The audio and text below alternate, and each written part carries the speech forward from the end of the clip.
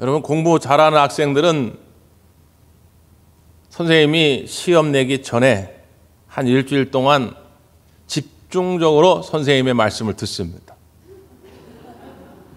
눈치채셨죠? 다음 주에 우리가 사도행전 가지고 성경 퀴즈를 하는데 오늘 말씀만 잘 들어도 세네 문제는 건집니다. 잘 들어보세요. 여러분, 혹시 옛날 사자성어 가운데 목계지덕이란 이야기를 들어보셨습니까? 나무 목자의 닭개자의 큰 덕자입니다. 나무 닭의 덕이다, 뭐 그런 뜻인데, 옛날 중국의 주나라 시절에 선왕이라고 있었는데 이 선왕이 투개, 닭싸움을 좋아합니다. 그래서 자기가 기르고 있던 싸움 닭을 유명한 조련사를 불러다가 훈련을 시키도록 해요. 한 열흘쯤 지나가지고 이 조련사를 부릅니다. 어떻게 됐는가 했더니, 폐하, 이 닭이 아주 패기가 넘쳐가지고 자기 기운으로만 싸움을 하려고 합니다. 아직 멀었습니다. 그러는 거예요. 그래, 알았다. 그리고 한 열흘쯤 지났어요. 또 불렀습니다. 어떻게 훈련이 잘 되고 있는가? 폐하, 다른 닭이 울음소리만 내도 눈을 흘기고 달려들려고 하고 아직도 멀었습니다. 한 달쯤 지났어요. 그래서 다시 불렀습니다. 여보게, 더 이상은 기다릴 수 없는데 어떻게 됐는가? 했더니, 폐하, 이제 다른 닭이 울거나 다른 닭이 움직여도 평정심을 유지하면서 전혀 흔들리지 않는 목계 나무 닭과 같습니다. 이제 됐습니다. 그런 거죠. 그래서 목계지덕이라고 하는 말은 나무 닭처럼 작은 것에 흔들리지 않는 큰 덕이라, 그런 얘기입니다. 정말 승리하는 삶을 살아가려고 하는 사람들은 작은 것에 흔들려서는 안 됩니다. 우리의 신앙생활도 마찬가지입니다. 태풍도 아니에요. 아주 조그마한 바람에 흔들려가지고 교회를 나오네 안 나오네, 하나님을 믿네 안 믿네, 이렇게 되면 우리의 신앙생활은 성장할 수가 없습니다. 우리 사랑하는 대왕가족 여러분, 여러분의 믿음이 흔들리지 않는 믿음 되기를 간절히 바랍니다. 그럼 어떻게 해야 할까요? 어떻게 해야 우리의 믿음이 흔들리지 않을까요? 이번에 제주도에 우리 인천북지방 교육자들과 함께 다녀왔는데 그 관광 일정 가운데 곶자왈이라고 하는 곳을 들르는 시간이 있었어요. 저도 이번에 처음 그 설명을 들었는데, 곶자왈은 이제 제주도 방언인데 곶은 이제 표준어로 말하면 숲입니다. 숲. 자왈은 덤불이란 뜻이에요. 이 곶자왈이 제주도에 있는 아주 특별한 곳인데, 제주도가 화산섬 아닙니까? 화산이 분출해가지고 용암이 흘러가다가 그대로 굳은 자리에 이 곶자왈이 형성이 됐어요. 아주 신비한 숲입니다. 환상의 숲이에요. 이전에는 제주도의 한 15%가 이 곶자왈 지역이라고 했다고 하는데, 이제는 막 개발이 돼가지고 지금 한 6% 정도만 남아있다고 그래요. 근데 무엇이 신기하냐면 용암이 분출돼가지고 그대로 굳어진 돌무더기의 땅입니다. 농사를 지을 수 없는 땅이에요. 그런데 그곳에 나무가 자란다는 거죠. 숲이 만들어졌다는 거예요. 그러면서 해설사가 어떤 설명을 해주냐면, 흙이 없는, 땅이 없는 이곳에 이 나무가 뿌리를 내리기 위해서 어떤 방법을 쓰느냐, 그 돌무더기, 그 바위를 꽉 틀어쥔다는 것입니다. 예를 들면 아주 이런 큰 바위가 있잖아요. 그러면 큰 바위에 뿌리가 깊이를 내려야 되는데 처음부터 그럴 수가 없으니까 나무에서 아주 가느다란 실줄기 가지가 뻗쳐 나온다는 거예요. 그래서 이 바위에 조그만 틈만 있으면 거기를 파고 들어간답니다. 그럼 세월이 지나가면서 그 가느다랬던 잔뿌리가 점점 자라면서 굵어집니다. 그래서 이 바위를 점점 벌려요. 그래서 그 바위 틈바구니에 이 뿌리를 가득 내려가지고 딱 고정시켜 놓는 겁니다. 근데 제주도에 바람이 얼마나 셉니까? 바람이 얼마나 많아요. 그 흔들리지 않기 위해서 이 뿌리가 이 바위를 꽉 쥐고 있는데 얼마나 단단히 쥐고 있는지 여러분 가서 만져보라는 거예요. 눌러보래요. 긁어보래요. 그래서 저도 가서 한번 해봤죠. 그랬더니 보통 우리 육지의 나무들은 누르면 들어갑니다. 이렇게 긁어내면 살짝 긁어내면 긁어져요. 그런데 이 곶자월의 뿌리를 보니까 콘크리트 덩어리예요. 눌러도 들어가지도 않습니다. 벗겨도 벗겨지도 않아요. 그 모진 바람을 이겨내기 위해서 얼마나 단단히 힘을 주었는지 이 뿌리들이 다 콘크리트 덩어리와 같더라 그 말이에요. 이 해설사가 쫙 해설하는데 목사님들끼리 서로 보면서 야 이번 주 설교 애와 나왔다. 설교 애와 나왔어요. 그래서 하는 겁니다. 여러분 우리의 믿음의 뿌리가 그렇게 콘크리트 덩어리처럼 단단히만 내려질 수 있다면 어떤 태풍에도 흔들리지 않는 신앙생활이 될 줄 믿습니다. 그러면 어떻게 뿌리를 내려야 할까요? 도대체 큰 바람에도 흔들리지 않도록 우리의 믿음을 붙들어 주는 것은 무엇일까요? 사도행전은 성령 받은 권능 받은 사람들의 이야기입니다. 그래서 사도행전의 시작은 1장 8절 이렇게 시작이 되죠. 오직 너희에게 성령이 임하시면 너희가 권능을 받고 예루살렘과 온 유다와 사마리아와 땅끝까지 이르러 내 증인이 되리라. 이 사도행전 1장 8절의 말씀이 사도행전 전체의 주제를 담고 있어요. 우리의 신앙생활의 뿌리가 되는 말씀입니다. 그러니까 다음 주에 1장 8절 말씀이 나올까요? 안 나올까요? 나옵니다. 이렇게까지 얘기했는데 다음 주에 틀리면 뭐가 됩니까? 1장 8절은 그냥 외워놓으세요. 같이 한번 해볼까요? 오직 성령이 너에게 임하시면. 시작.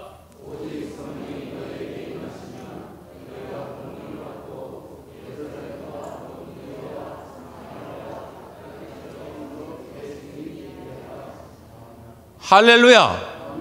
이렇게 잘 외우실 줄 몰랐네. 전부 다 외우고 계신데. 여러분, 우리의 신앙생활이 깊이 단단히 뿌리를 내리고 고정되려면 어떻게 해야 한다고요? 성령이 임해야 한다는 거예요. 성령이 너에게 임하시면 너희가 권능을 받으리라.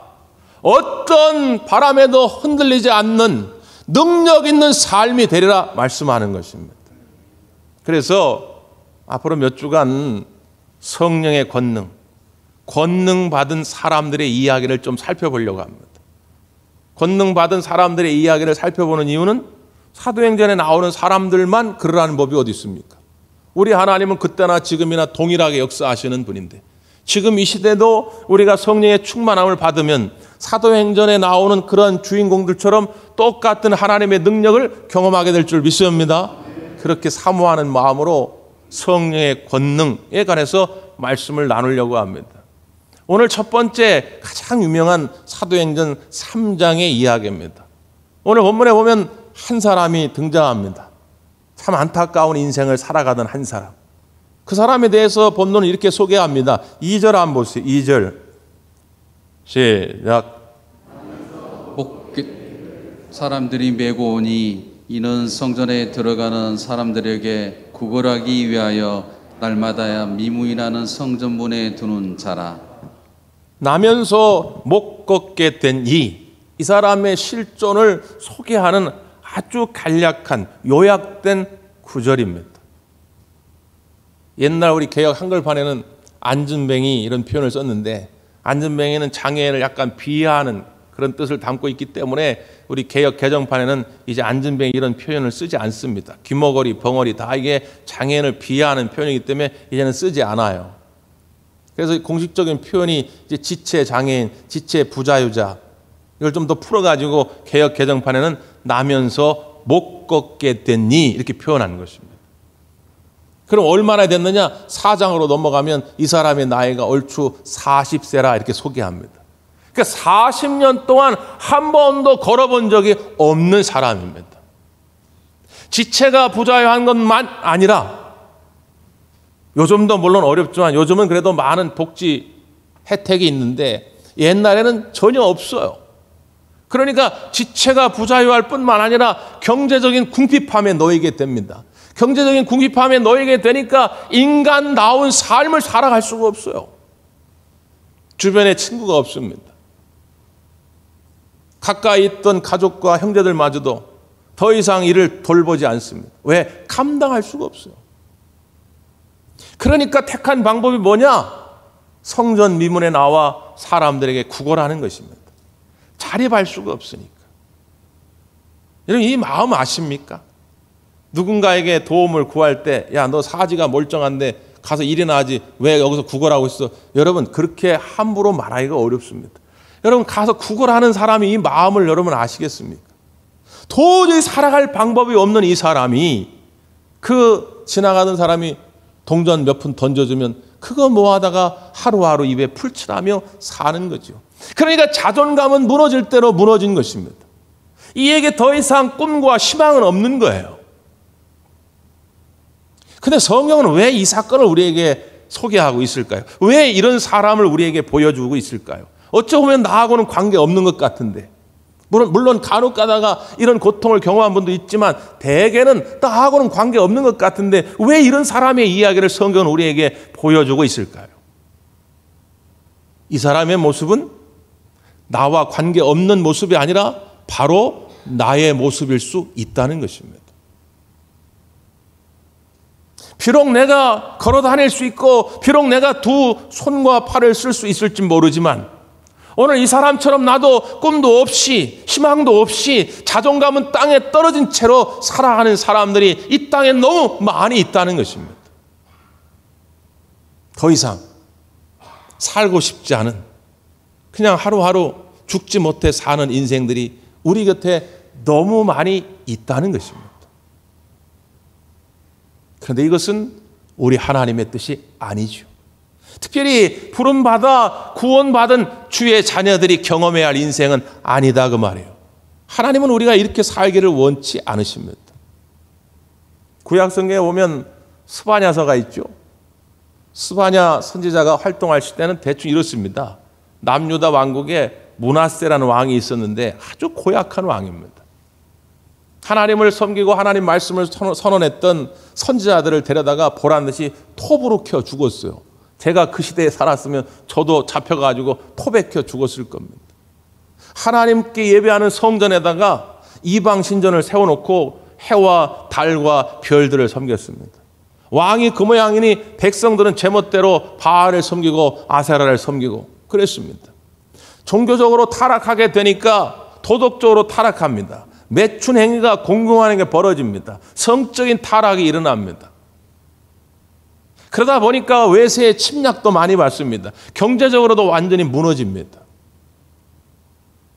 결국 므낫세가 죽고 아들 암몬이 왕이 되었는데 그도 별 볼 일 없었어요. 2년쯤 지나서 암살을 당합니다. 그리고 누가 왕이 되냐면 요시야라고 하는 8살밖에 안 됐는데 왕이 됩니다.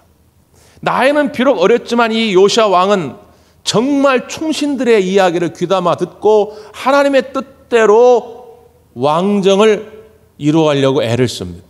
그래서 종교개혁을 일으키고 정치개혁을 일으키고 사회개혁을 일으킵니다. 그 무렵에 스바냐 선지자가 활동한 거예요.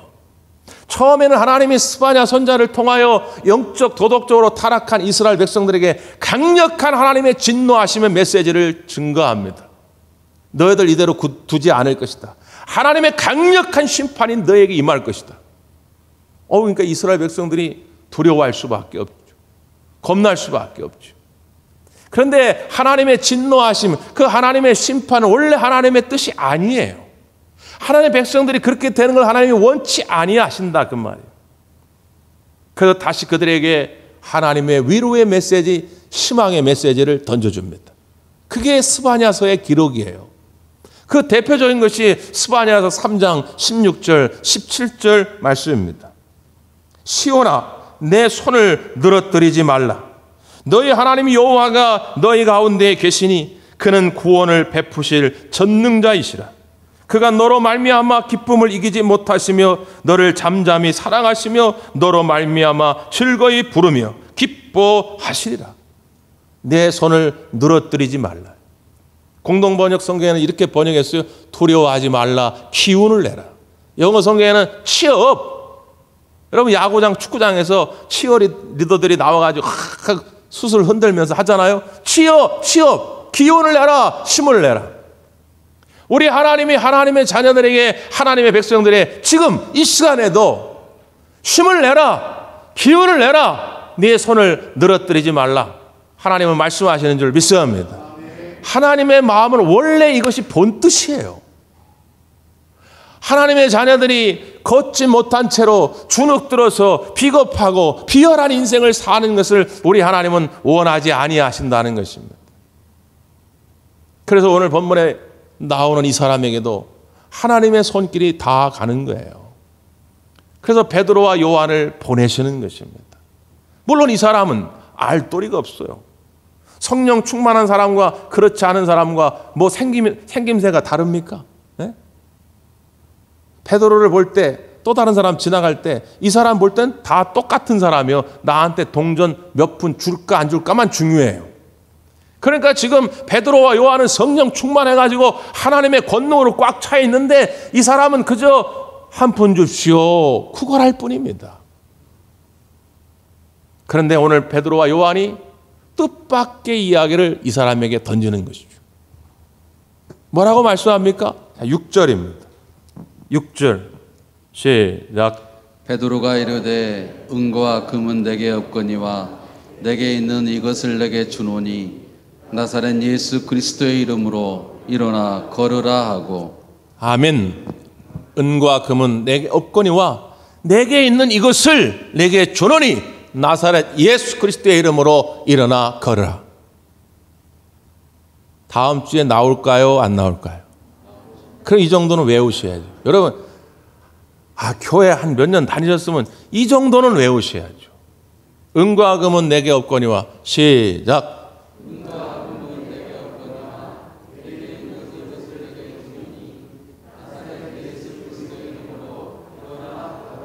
아멘. 지식이 없으면 뭐라도 있어야 한다고요? 눈치라도. 그렇지, 대충 보면서라도 하시면 됩니다.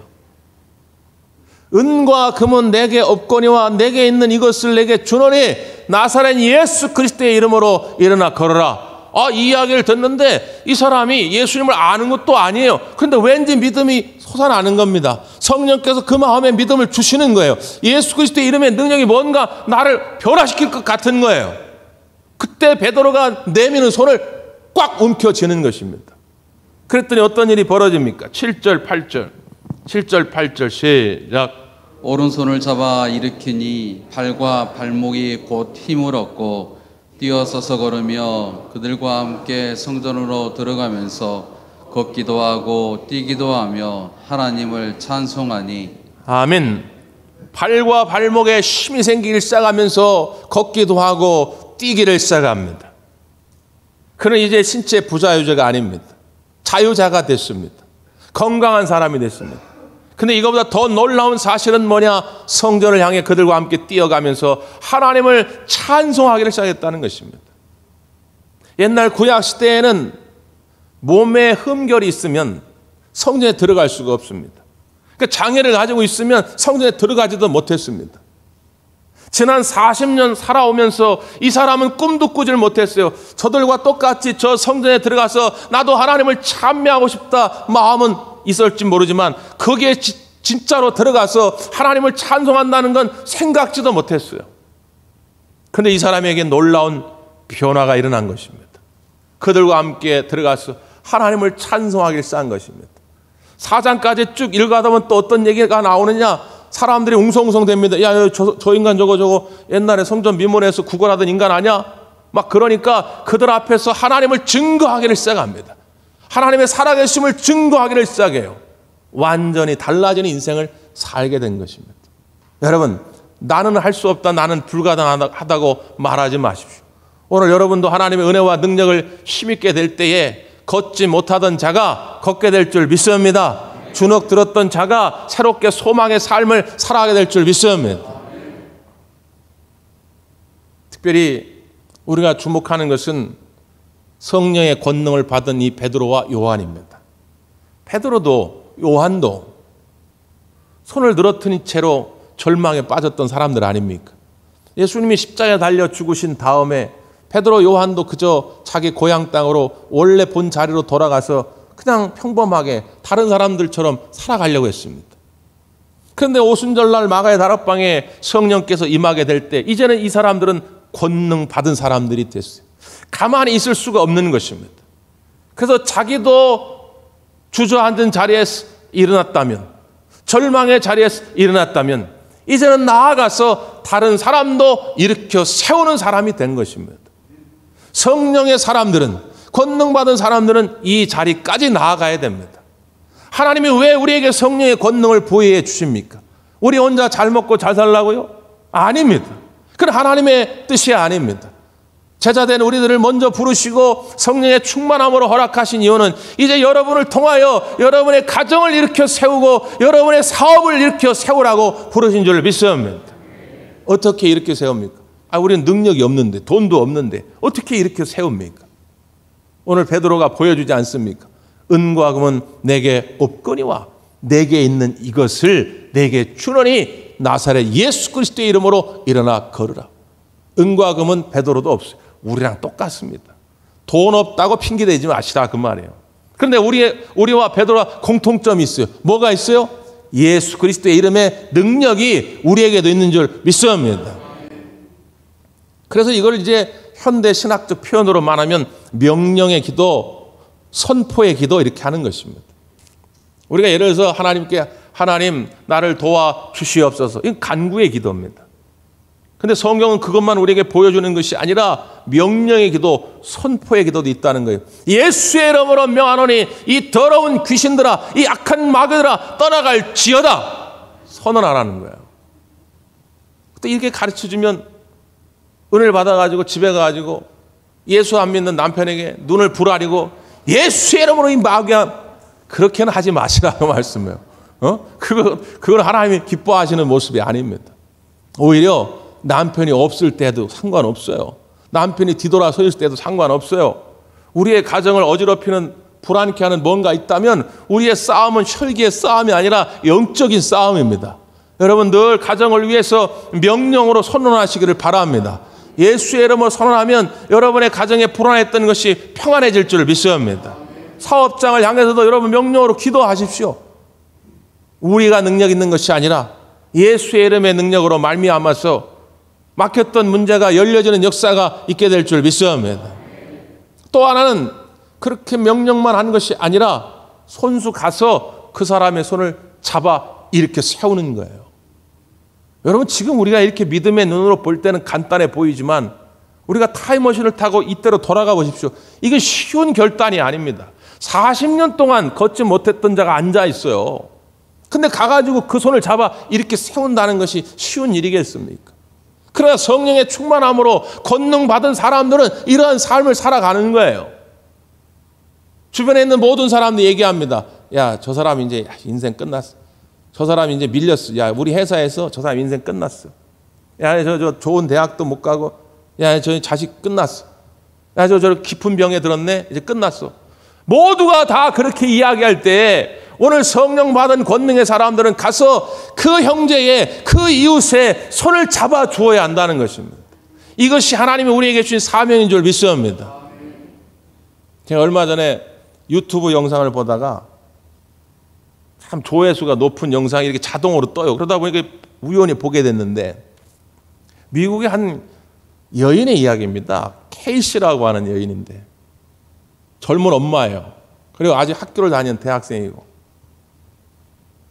근데 늘 바빠가지고 아침에 이제 도넛 가게 가가지고 아침 끼니를 때우는데 그날 이렇게 도넛 가게를 들어가려고 하는데 그 입구에 한 노숙자 남자가 구걸을 하고 있는 것입니다. 계속 눈이 가요. 근데 뭐 어떻게 할 수는 없죠. 그래도 가게 들어가서 이제 주문하려고 줄을 서 있는데 조금 있다가 이 노숙자가 들어오는 거예요. 그래서 뭐 하나 이렇게 봤더니 이제 구걸해가지고 받은 동전을 이렇게 세보는 거죠. 그 동전을 세는데 채 우리 돈으로 1,000원이 안 되는 거예요. 그러면 1,000원도 안 되는 돈 가지고는 도넛 한 개도 못 사요. 그래가지고 절망한 표정으로 저 가게 구석 가가지고 앉아 있습니다. 그러니까 이 케이시라고 하는 여인이 안타까워가지고 커피하고 도넛 한 개를 사가지고 그 노숙자에게로 가요. 그리고 대접을 합니다. 그리고 그 사람이 이야기를 들어줘요. 자기가 노숙자이기 때문에 얼마나 비인간적인 취급을 받았는지. 자기도 젊었을 적에는 성실하고 정직한 사람이었는데 어머니가 암으로 일찍 돌아가시고 자기는 마약 중독에 빠져가지고 어떻게 인생이 파탄났는지, 지금이라도 간절한 소원이 하나 있다면 그저 하늘에 계신 어머니에게 부끄럽지 않은 아들이 되고 싶다는 등 뭐 그런 이야기를 짤막하게 듣습니다. 그리고 이제 이 여인이 학교 갈 시간이 돼가지고 일어나려고 하니까 잠깐만요 그러면서 급하게 뭔가를 써내려간 그 영수증 종이를 이렇게 줘요. 악필이라서 죄송합니다. 그리고선 이 노숙자는 나갑니다. 그 영수증 뒤에 써놓은 글귀가 뭐라고 되어 있냐면, 사실 나는 오늘 목숨을 끊으려고 했습니다. 하지만 당신 덕분에 이제는 그러지 않아도 되겠네요. 고맙습니다. 아름다운 당신. 이게 쓴 거예요. 이게 이제 미국 언론에도 소개되고 유튜브 영상으로도 소개가 됐어요. 여러분, 어떤 사람에게는 아주 중요한 하루입니다. 아주 중요한 순간, 그 순간에 여러분의 손길을 기다리고 있다는 거예요. 그게 여러분 가족이 될 수도 있고요, 친구가 될 수도 있고, 이웃이 될 수도 있습니다. 이 죄 많은 이 세상, 문제가 많은 이 세상에 하나님은 우리를 그런 사람들에게 가서 손을 붙잡아 주라고 우리를 부르셨어요. 내 힘으로는 할 수 없으니까, 내 지식과 내 재물로는 할 수가 없으니까 성령께서 함께 하셔서 우리에게 권능을 부여해 주신 것입니다. 이제 나아가서 여러분이 권능 있는 이러한 삶을 살아가게 되기를 간절히 바랍니다. 기도하겠습니다.